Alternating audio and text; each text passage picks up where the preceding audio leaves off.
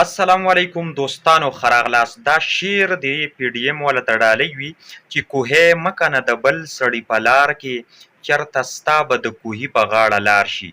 دوستانو دا شعر هغو ته ورولېږئ. د سایفر په نامه باندې یو ډرامه بیا هغو مخې ته راوسته. د دغې ډرامې حقیقت به زه تاسو ته ویم او داسې ډرامه کېږي چې عمران خان سایفر ورک کړی دی او د ورکېدو وجه صرف او صرف دا وه چونکې دا سایفر پیک و، دا عمران خان په خپله باندې جوړ کړی و. د هغې په شکل کې بیا دوی یو اعظم خان مخې ته چې کوم دی نو راوستو، یو بیان یې جاري کړو چې هغه اعظم خان چې کوم دی نو تاسو ته پته ده هغه نه څه په سکرین باندې راغلی نه څه پریس کانفرنس ورکړی دی او دوی ویلي دي چې بس عدالت دی چې کوم دی نو یو بیان ورکړو اعظم خان چې عمران خان د کومه سایفر کیسه کوله نو هغه سایفر اعظم خان وایي چې هغه دروغ دي، هغه پروپیګنډه وه، هغه عمران خان د سیاسي اغراض او مقاصدو دپاره استعمالو، د خلکو په زړونو کې د زګي د پیدا کولو دپاره چې یاره هغه خلکو ته ووایي چې امریکې زما د حکومت د ورانولو سازش کړی دی، نو لهذا د خلکو په زړه کې به مینه پیدا شي او ماله به ووټ راکړي او زما هغه مقام او مرتبه په ځای باندې پاتې شي. دا خبرې اعظم خان ویلی کېږي چې مجسټریټ ته یې کړي دي، جج ته یې کړي دي. اوس تاسو ته پته ده دا یو ډرامه ده، یو ناکامه کوشش دی. په دې باندې عمران خان څه جواب ورکړی؟ عمران خان ویلي دي چې تر څو پورې د اعظم خان د خولې نه ما نه اورېدلي تر هغې پورې په دې خبرو باندې زه یقین نه کوم. اعظم خان یو ایمانداره سړی دی.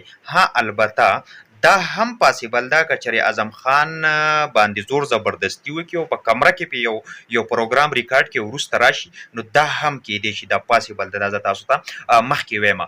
دوستانو منځ کې بجلي لاړه خو راځو اوس سایفر واقعي فیکو دروغو که نه و د دې خبرو یو څو ثبوتونه درته ښیم او دا خبرې خو هم د پی ډي ایم والا دغې غټو غټو خلکو منلې وي چې او سایفر حقیقت دی، دروغ نه دي.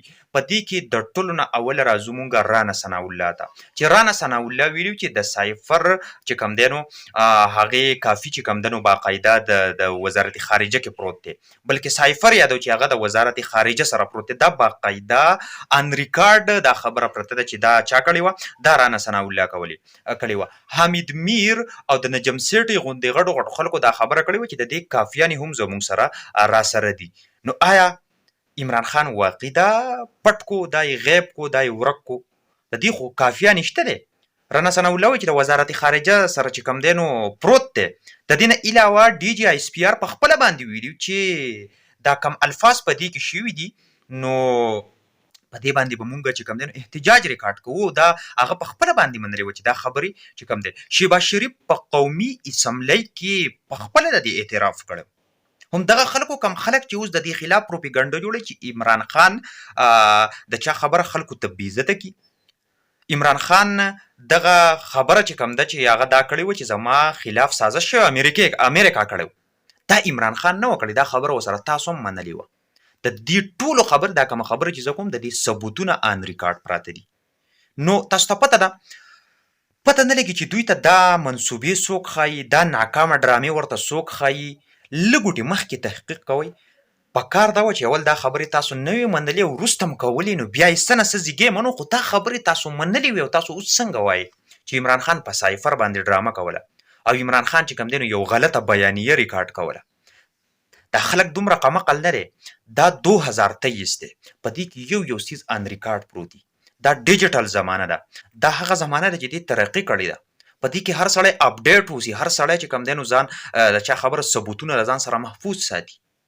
نو تاسو ته پته ده په خپلو خپو باندې په خپله تبرګې وو. یو ځلې ځان بیا قوم ته بېعزته کو، دغه خلکو کومو خلکو چې عمران خان بېعزته کو. ملګرو که ویډیو هم خوښ شوي نو د زړه نه به لایک کوئ او د زړه نه به شیر کوئ. په کمنټ کې به راسره خپلې ښایسته رایه هم شریکه کوئ. په اخره کې خپل ورور شاعر اقبال له اجازت ورکوئ. د لوی الله فامان.